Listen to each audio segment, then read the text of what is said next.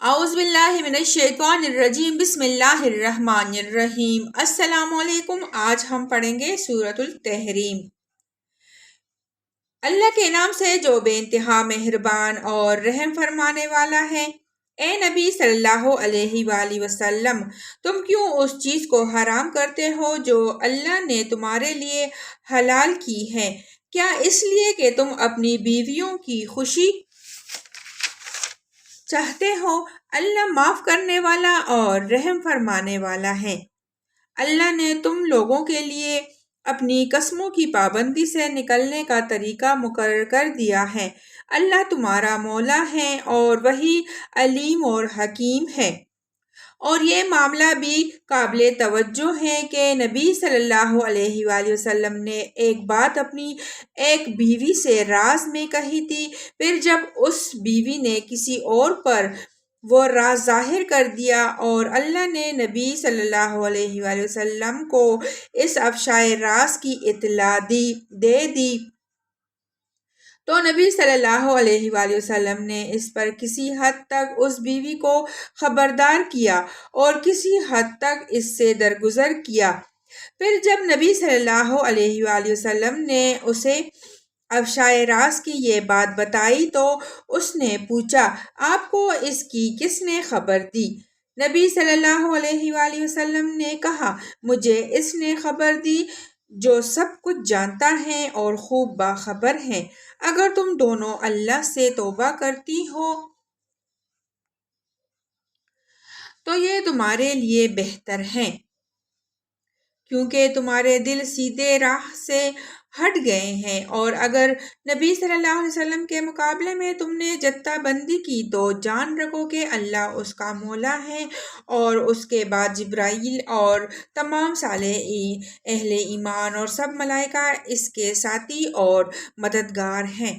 بعید نہیں کہ اگر نبی صلی اللہ علیہ وسلم تم سب بیویوں کو طلاق دے دے تو اللہ اسے ایسی بیویاں تمہارے بدلے میں عطا فرما دے جو تم سے بہتر ہو۔ سچی مسلمان، با ایمان، اطاعت گزار، توبہ گزار، عبادت گزار اور روزہ دار، خواہ شوہر دیدہ ہو یا باکر۔ اے لوگو جو ایمان لائے ہو، بچاؤ اپنے آپ کو اور اپنے اہل و عیال کو اس آگ سے جس کا ایندھن انسان اور پتھر ہوں گے، جس پر نہایت تند خو اور سخت گیر فرشتے مقرر ہوں گے، جو کبھی اللہ کے حکم کی نافرمانی نہیں کرتے اور جو حکم بھی انہیں دیا جاتا ہے اسے بجا لاتے ہیں۔ اس وقت کہا جائے گا کہ اے کافرو، آج معذرتیں پیش نہ کرو، تمہیں تو ویسا ہی بدلہ دیا جا رہا ہے جیسے تم عمل کر رہے تھے۔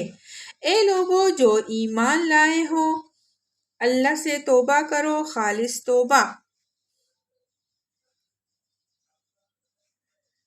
بعید نہیں کہ اللہ تمہاری برائیاں دور کر دے اور تمہیں ایسی جنتوں میں داخل فرما دے جن کے نیچے نہریں بہہ رہی ہوں گی۔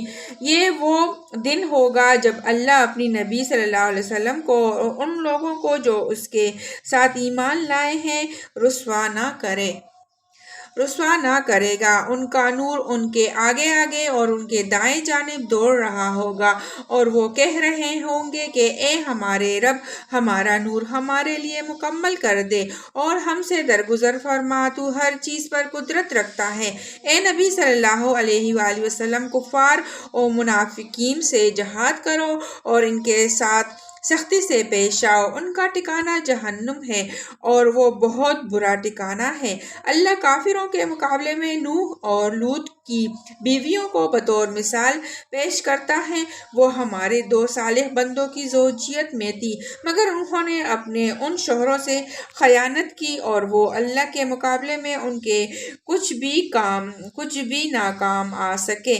دونوں سے کہہ دیا گیا کہ جاؤ، آگ میں جانے والوں کے ساتھ تم بھی چلی جاؤ۔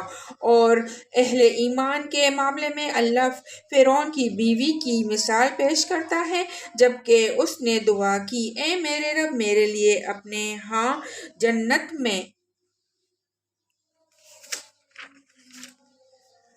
ایک گھر بنا دے اور مجھے فرعون اور اس کے عمل سے بچا لے، اور ظالم قوم سے مجھ کو نجات دے۔ اور عمران کی بیٹی مریم کی مثال دیتا ہے، جس نے اپنی شرمگاہ کی حفاظت کی تھی، پھر ہم نے اس کے اندر اپنی طرف سے روح پھونک دی، اور اس نے اپنے رب کے ارشادات اور اس کی کتابوں کی تصدیق کی، اور وہ اطاعت گزار لوگوں میں سے تھی۔ صدق اللہ العظیم۔